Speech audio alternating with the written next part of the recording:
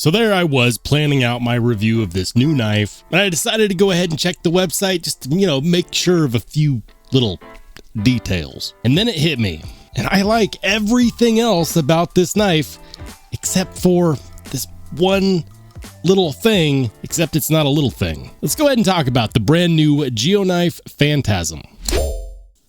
Hey, how's it going, everybody? If you're new here, welcome in, and if you've been here before, smash the like button on the way in. I'm Rollshambo, the connoisseur and collector of all things sharp and shiny. And today, I've got a new knife from GeoKnife. And you know what? I had a whole spiel lined up for you guys today about how great this knife was, yada yada, and trust me when I say this is a really great knife, but there is a but, and we're gonna get to that.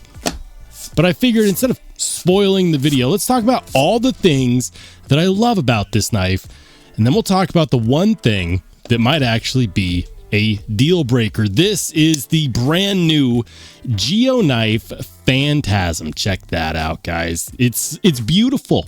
It's beautiful. And listen, this is not an in-house design. You see that logo right there? This is a collaboration with Poltergeist Works. Yeah, Poltergeist Works collaborated on the design, and you can tell because there's a lot of goodies on here. That's right. First of all, we're looking at a large knife here. It's a big boy coming in at 8.7 inches overall with a 3.9 inch blade. It's nearly 4 inches on that blade. All of you out there like, I just want a bigger knife. Here you go.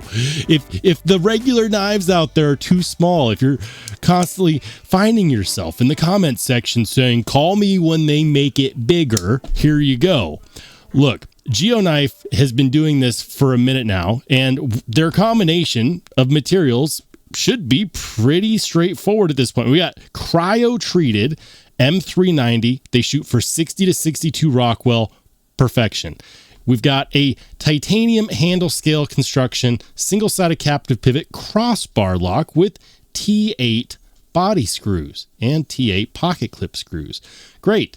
Then we've got dual thumb stud deployment, and I gotta say that thumb stud deployment is really good. That is nice. And every time I'm about to say GeoKnife did that, I have to remember Poltergeist Works designed this knife. It's gorgeous. It's kind of this almost sheep's foot sax style blade. Yeah, it's a flat grind. It's got a generous swedge up here at the top and a good amount of jimping for your thumb. You could do a tentative trigger pull. I'm not going to suggest it though. Yeah, let's just not do that. Now, one of the questions people have on crossbar locks these days is, oh, what about the stop pin? Does the stop pin get in the way of, sharpening the knife? No, in this case, this is actually pretty straightforward design. We see this quite frequently on crossbar style knives. In fact, the stop pin is the crossbar, and it's landing way back there, which means that you're not, in fact, going to run out of sharpening life on this bad boy. And if we were to, of course, take a look at the edge termination, it's past the plunge grind. Tons of life on here.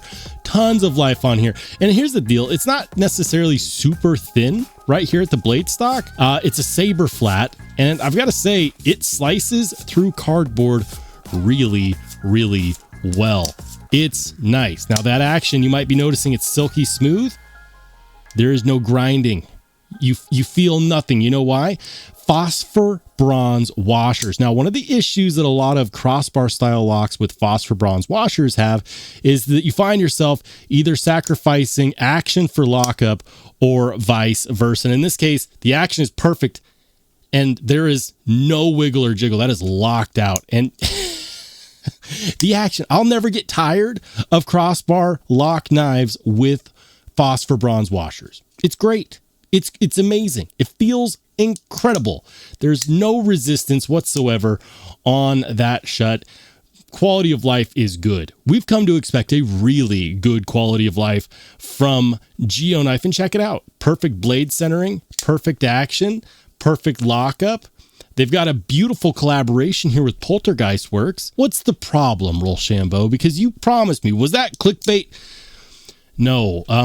There is, in fact, a problem. Now, when I initially received this, and keep in mind, I have been a little slow getting to this. I had some things pop up, and so this has sat on the burner for like 2 weeks now. I feel awful about that. I finally got around to it, and I had the whole video already made up, and I had to go back and scrap it because they made a change on their website, which made it impossible to release my last video. The first thing that I don't like about this is the fact that it is a single-sided captive pivot. Normally that's a plus, right? Normally we like a single-sided captive pivot. However, on a crossbar, especially one with adjustable crossbar, omega spring tension, whatever they want to call that, having a two-piece pivot design means that you have to essentially have something as a pivot placeholder, because you have to take the knife almost fully apart to be able to actually adjust the omega spring tension. So knife companies, I hope you're watching. If you're making a crossbar style knife, do a three-piece pivot. Yeah, I'm talking about, you know, a screw, and then an independent pivot piece that goes across, independent pivot barrel. And the reason behind that is that especially if you have a adjustable omega spring setup like this, you want to be able to take off the scales and have access to the steel frame below. And oh, I forgot to mention this. Check this out. The steel frame inside there, yeah, it's also milled out. Gosh, that's really cool. Look at all that milling in there. Okay, ADHD aside, this is not a single-sided captive pivot. Can you still take it apart? Yes. If you decide to do that, just find a random bolt. This is a random bolt. This is not a tool. It fits in the pivot holes of my crossbar style knives. And so when I go to adjust spring tension or take them apart, if I want to make it easy to put them back together, you need a placeholder for the pivot. Otherwise, it's really hard to get these back together.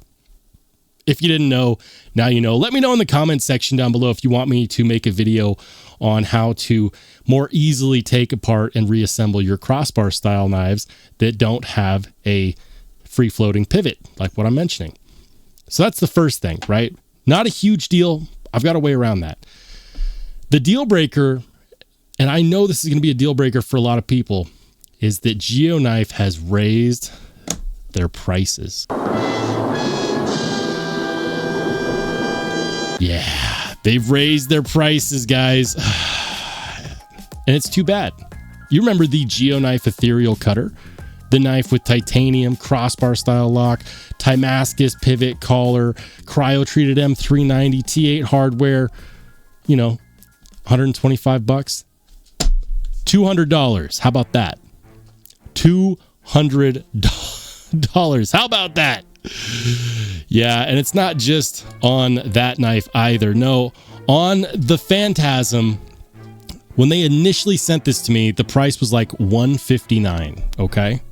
I swear to you, it was like $159, and that was a little bit more expensive at the time, and I thought, you know, that's fine. These are now $259. Now, I want to be clear about something, and that's going to be that this is not the worst value I've ever seen for a knife like this. I mean, let's talk about it. We've got titanium.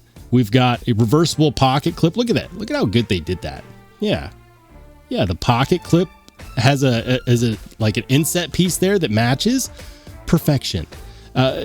Everything about this knife is really good, but the problem is that Geoknife has built their brand so far on having the best value in a brand new knife in 2025.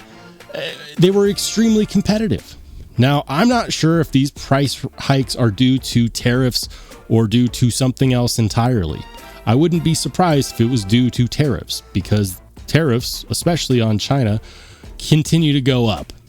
That extra cost has to come somewhere, and generally it's passed on to the customer. I'm going to leave politics aside. So the problem is not, in fact, with the knife, it's with the price, because we've come to expect this at about $100 less, and now we're forced to compare this with other knives that cost around the same. That means we're comparing it against Riot knives. That means we're comparing it against Kaiser knives and Kubi knives, and all of a sudden it's not in a league of its own. It's in everybody else's league, and we start looking at it a little bit differently.